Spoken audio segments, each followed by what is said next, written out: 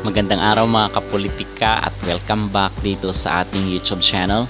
Sa vlog na ito ay ating pag-uusapan itong dalawang import na talagang minahal ng mga Pilipino. Itong si Erica Stanton at itong si MJ Perez. Ating pag-uusapan mga kapolitika yung naging contribution nila dito sa ating PVL at the same time yung public demand na pinapabalik sila dito sa ating bansa. Pero bago ang lahat ay huwag kalimutang mag-like at mag-subscribe muna kayo dito sa ating YouTube channel para updated kayo dito sa ating mga latest valuable issue. Ating bigyan ng reaction, ating opinion mga kapolitika kasi sobrang dami po ng talagang nalulungkot dito sa pag-alis ng dalawang import kasi dahil nga tapos na yung paliga dito sa ating bansa. Okay, and kung inyong makikita, merong moment doon sa championship ata is niyakap ni Alyssa Valdez itong si Erica Stanton. Siguro it's farewell hug at yung pasasalamat ni Alyssa Valdez na napunan ni Erica yung absence nila ni Tots Carlos. Itong si Alyssa Valdez at si Tots Carlos ay hindi nga nakapaglaro sa reinforcement at dito sa invitational. So happy to say na, napunan ni Erica Stanton itong absence nila Erica at ni Tots. So niyakap ni Alyssa Valdez itong si Erica Stanton at talagang marami ang naantig dito sa gesture na ginawa ni Alyssa Valdez. Now on the other hand naman, atin rin pag-uusapan itong naging import ng signal kasi naalala ko lang before nagsimula itong PVL Invitational kasi nga dahil doon sa mga samot-saring issue ng PLDT at Takari Chargers, sobrang dami nang nag-back out ng mga teams and even nga to the point na Farm Fresh na lang talaga yung kinuha ng invitational para dito sa idagdag dito sa PVL Invitational kasi 5 teams lang ito kasi hindi na nga pumayag itong PLDT at Takari na sumali dito sa PVL Invitational and then itong Cheritigo, itong Petrogas. So umayaw na po sila mga kapolitika. So dito is nakita ko itong wala talagang issue itong Signal at Creamline. Talagang sila ay hindi umuurong sa anumang laban. Okay, kasi nga 1 day lang ata or 2 days lang yung ipinahinga nila pagkatapos ng reinforcement and then another back na naman. So talagang gusto nating i-appreciate or i-acknowledge yung kanilang endurance talaga at wala silang inaatrasan. So worth it na bigyan natin ng vlog itong si Erica Stanton at si MJ Perez and meron pang moment doon sa championship dito sa invitational na kung saan is natumba itong si MJ Perez kasi talagang porsigido siya at determinado na magka-champion or magka-gold dito sa kanyang team. Okay, so doon ay marami talaga ang naantig at talagang naawa din dito kay MJ Perez at kay Ces Molina of course, na kung saan is nakikita talaga nila yung pagod at hirap dito kung kalaban nila itong CCS, itong naging champion.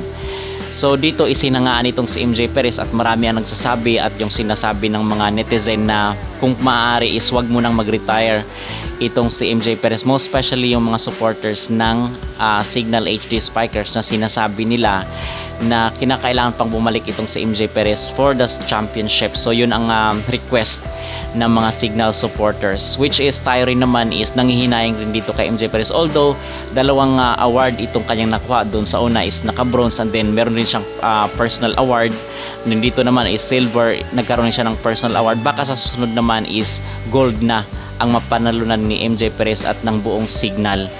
Yun ay kung hindi pa siya mag-retire kasi base doon sa kanyang early pronouncement sa interview mga kapolitika ay hopefully magre-retire na itong Venezuelan import. Okay, kasi hindi naman siya bumabata na rin at siguro napapagod na rin itong si MJ Perez at wala na po siyang dapat na pang patunayan kasi naglaro na rin ito sa Olympics, naging import na rin siya ng iba't ibang bansa. So kumbaga is overwhelming na, talagang hindi na matatawaran yung naging achievement ni MJ Perez. Although naka-silver at naka-bronze lang sila, but the fact na nakapag-podium sila mga kapolitika at 12 teams lahat yung sumali dito sa PVL reinforcement. So sa atin rin personally, ang ating pakiusap at ang ating kahilingan dito kay MJ Perez ay wag naman muna siyang mag-retire kasi baka sa sunod na mga pagbalik niya dito sa ating bansa ay baka gold naman itong kanilang mapapanalunan dito sa kanilang kupunan ng Signal HD Spiker. Yun nga lang ay dapat magkaroon sila ng solido at talagang reliable na spiker dito sa kanilang kupunan. Okay, so ang tanong na iwan natin dito ngayon mga kapolitika is payag ba kayo or agree ba kayo na bumalik itong dalawang import, namely itong si Erica Stanton at itong si MJ Perez dito sa ating bansa? Kasi tayo is personally payag na payag at agree tayo na bumalik itong import na sa tingin natin is minahal talaga ng mga Pilipino.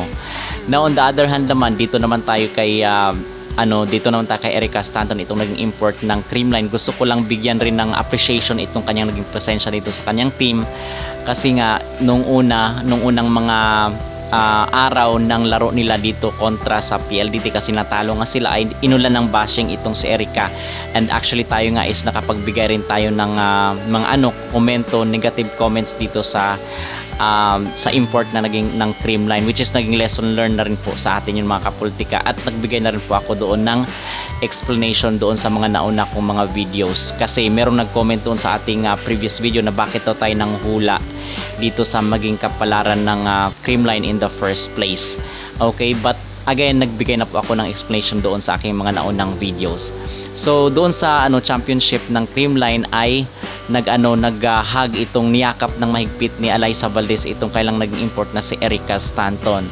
So nakita natin doon yung naging nakunan ng video, at nakunan talaga, marami ang naantig mga kapolitika dito sa ginawa ni Alyssa Valdez, kasi talagang si Erica yung nag-substitute at napunan yung malaking role nila Alyssa Valdez at nito Carlos, kasi dahil nga daw doon sa injured daw itong dalawang player ng Creamline. So napunan yun talagang si Erica Stanton ang nag-substitute dito sa dalawang star player ng Creamline Cold Smasher.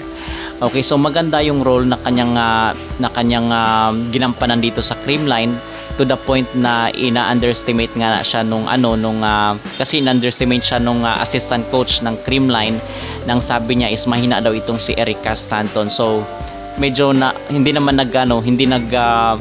hindi pinatulan ni Erica Stanton yung naging komento ng assistant coach, bagos is ginawa niya po yung inspiration para maipakita talaga na deserve niya ang kanyang posisyon dito sa Creamline Cold Smasher. And to the point nga dati na sinasabi rin natin na dapat nang palitan itong import ng Creamline Cold Smasher, but sinasabi natin na talagang hayaan muna natin or bigyan natin siya ng chance na i-redeem yung kanyang sarili at mapatunayan na deserve niya ang kanyang role dito sa Creamline Cold Smasher, which is obviously na na execute ni Erica Stanton yun. So wala na tayong question dito sa kanyang pagiging import sa Creamline, kasi talagang naka-stress at under pressure siya nung mga unang araw, kasi nga siya ang sinisisi ng mga netizen, most especially doon sa pagkatalo nila sa PLDT. So ang sabi doon, kasi unang mga laro pa lang naman yun, sinasabi ng mga tao na how much more kung makakalaban lang Cheritigo, ang Signal, itong ibang malakas sa team, itong Petrogas. So marami ang mga spekulasyon mga kapolitika, and tayo rin nagkaroon rin tayo ng mga ganong worries na baka matalo itong Creamline at hindi sila makapasok dito sa championship, which is binaliktad ng Creamline yung mga ganong spekulasyon at yung mga worries, mga pangamba ng mga netizen, at most especially yung mga supporters ng CCS. Okay, so dito is may natutunan talaga tayo sa Creamline mga kapolitika. At itong pag-alis ni Erica Stanton, itong kanyang pagsampa dito sa CCS ay talagang sinasabi ng mga tao na huwag tayong humusga muna sa umpisa.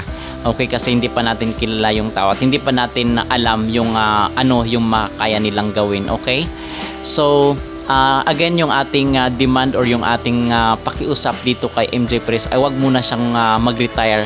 Siguro is bigyan niya muna ng time na kung saan is baka sa sunod na mga laro ay magka-gold or magka-championship naman itong Signal HD Spiker, kasi ang sinasabi doon ay willing to wait naman itong Signal. At dito naman sa naging import ng Creamline na si Erica Stanton ay sigurado naman na babalik siya dito sa sunod na taon base doon sa kanyang naging interview, kasi